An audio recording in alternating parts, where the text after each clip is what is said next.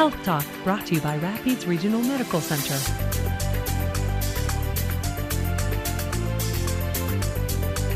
In August, Rapides Regional Medical Center personnel performed the first Transcatheter Aortic Valve Replacement, or TAVR, in Central Louisiana on Mansoura resident Spencer DeQueer. Mr. DeQueer is doing great.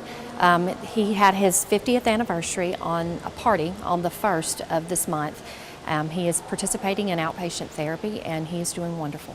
Before Mr. DeQueer could undergo TAVR, it took months and even years of preparation for Rapides Regional Medical Center to receive TAVR clearance. We had to go through CMS accreditation, which is with the government. At that point, we had to follow a strict guideline of how many open valve cases that we do here in this hospital. We had to meet criteria for that so that we would be able to move forward with doing the TAVR procedure. Before a facility can provide TAVR, certain benchmarks must be met. They include 50 surgical heart valve replacements in the prior year, 2 cardiovascular surgeons on staff, 1,000 heart caths performed in the prior year, at least 400 interventions to open arteries in the prior year.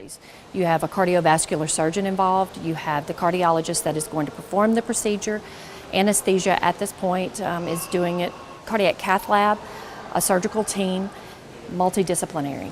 We've come together as a team, and these groups are all working together very seamlessly. Even though we've only done 3 so far, the team is working phenomenally.